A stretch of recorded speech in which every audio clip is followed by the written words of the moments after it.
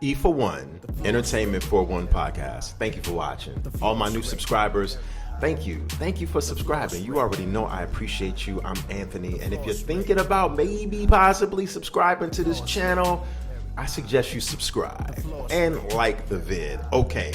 Common, Pete Rock, highly anticipated album, The Auditorium Volume 1. What do I think about it? Just give me the countdown.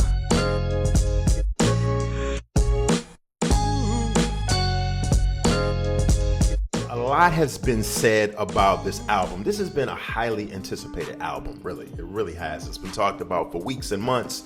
And in this vid right here, I'm not really going to give like a full breakdown of the album, because 9 times out of 10, if you're watching this vid or if you listening to my voice right now, you have already either 9 times out of 10 listened to the album or you're contemplating listening to the album. But more than likely, you've listened to the album and you want to know what people on YouTube are saying and feeling about the album.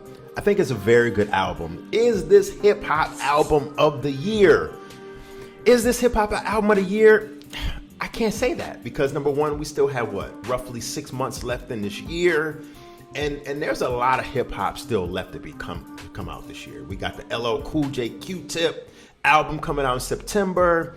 A lot more flavors, a lot more butters. But is this a good contender for hip hop album of the year? Absolutely. I think this album was very, very well done. I'm definitely looking forward already to the Auditorium Volume 2, because I want to see what Common and Pete Rock are going to cook up in the kitchen next. Because I think for this to be their first album together, it serves as a very good heater and a very good warm-up album to future collaborations. Hence, Volume 2 will be coming out sometime soon, eventually, maybe at the end of this year, maybe next year. But like I said, I'm not going to give a full breakdown, but I will say that some of my favorite tracks on the album, some of them have already been released as singles. Like Dreamin' has been released, Wise Up was released. That was like the very first single. And originally, when I did a video on this potential album coming out, when this album was coming out a couple weeks ago, I said that Wise Up was aight, it was cool, but Wise Up has since really, really grew on me. I love the MC Shan sample, I always have. I love that bridge, Marley Marl. I've always loved that sample from day one since it came out. But Wise Up has really grown on me, and that song is probably one of my best songs on the album. All Kind of Ideas, which came out a couple weeks ago, but other standout tracks on the album includes This Man, So Many People featuring Bilal. I really like that song right there. Lonesome, which has a very, very, very nice catchy sample in it. The whole album is good. The whole album is stellar, like track number 9. So you can't miss with this album. So yeah, I highly recommend this album. If I'm rating it out of, remember the Source magazine, they used to do 1 through 5 mics, obviously we all know was classic. 1 through 5, 1 out of 5, 1 being the worst, a totally bad album, 5 being a classic album. I don't think this album is a classic, although I will say it's a strong 4 out of 5, a strong 4-star, 4 out of 5, 4 mic album. It's a very good album. A lot of things that I'm seeing on social media, though, it's kind of disturbing here. On X, formerly known as Twitter, a lot of people out there are really trying to compare Nas and Common for some reason.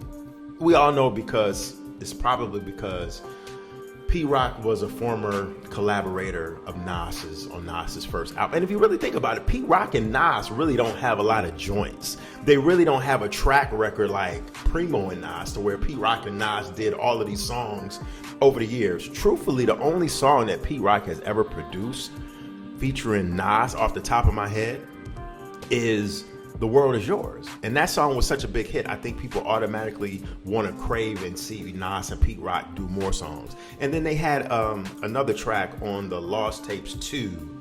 I forget the name of that joint, but it sampled Naughty by Nature Uptown Anthem. I can't remember the name of that song off the top of my head, but those are like the only 2 songs that Pete Rock and Nas has ever did. So I don't know where these Common and Nas comparisons are coming from, but I've seen people say that Common has just as many classic albums as Nas. I've seen people on X say that Common has this many albums better or just as good as Nas's albums. Come on, let's just cut the bullshit. All right, let's just stop it.